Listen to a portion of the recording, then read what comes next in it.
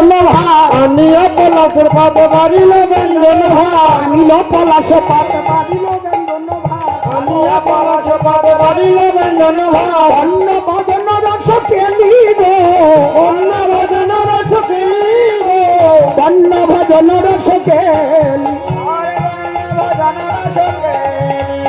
অন্ন ভজন রস খেলি। এবার বন্য ভজন মেখে মেখে কি করলেন? ওইভাবে নয়, যা আছে সব এক জায়গায় করতে হবে, কারণ বন্য ভজন তো এখানে আলাদা কোনো স্বাদ নাই। মানে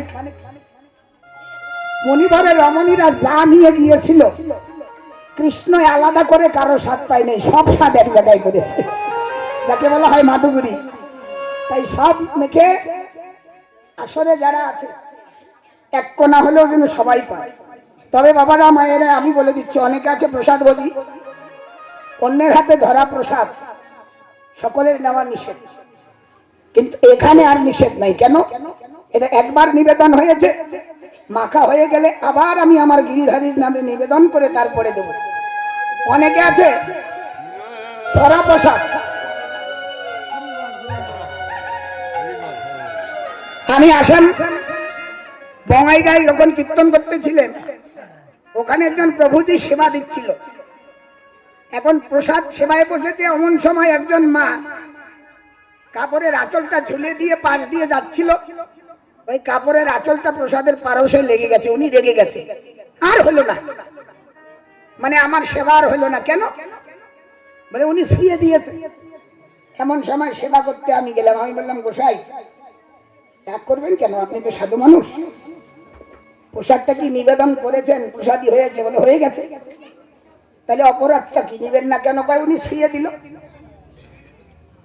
আমি তখন বললাম যদি আপনার নিবেদন হয়ে থাকে তাহলে উনি শুইলে আর অপরাধ নাই, কারণ প্রসাদে যদি কেউ পড়ে সেই প্রসাদ হয়।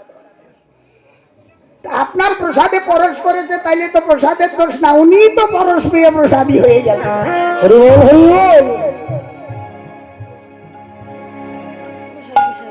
যদি নিবেদন ঠিক হয়, আপনি নেন বা না নেন, আমারে দেন, আমি নিয়ে চলে যাচ্ছি।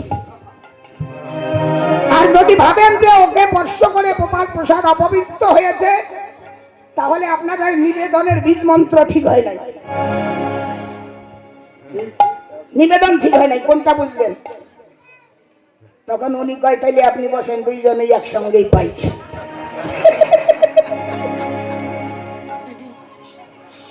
দেখলেন, এত বড় গোসাই ছুঁয়ে দিলে খাবে না। প্রসাদে যে পরশ করবে সেই প্রসাদ হবে, তাহলে ওর দোষ কই? জয় রাধে। তাই এখানে যা মাখা হবে এই দিদি ভাই সবাইকে দেবে, আবার একটা তুলসী, আস্থা তুলসী দেবে, কারণ একবার ভোগে নিবেদন হচ্ছে, এবার শুধু গোপাল গায়ত্রীতে গিরিধারীর সেবাতে নিবেদন হবে, এটা সকলেই পাবে, আর এটাই হবে মহাপ্রসাদ। ভগবানের নামে নিবেদনে প্রসাদ হয়, আর ভক্তের অত্রামৃত প্রসাদী হয়ে গেলে তাহা পুনরায় নিবেদন হলে তাহা মহাপ্রসাদে পরিণত হয়।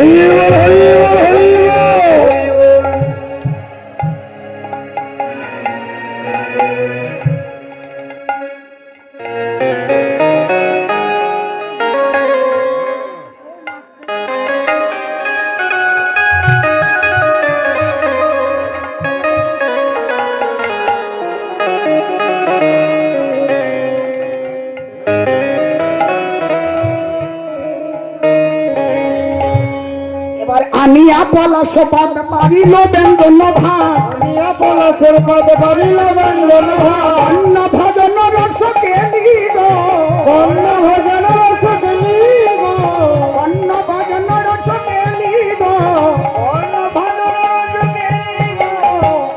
কেহ কারো দেয় মুখে, কেহ খায় মহাসুখে, কেহ খায় মহাসুখে, কারো মুখে কেহ খায় মহাসুখে, কেহ কারো দেয় মুখে, কেহ খায় মহাসুখে, কেহ খায় মহাসুখে, কেহ কারো দেয় মুখে, কেহ খায় মহাসুখে।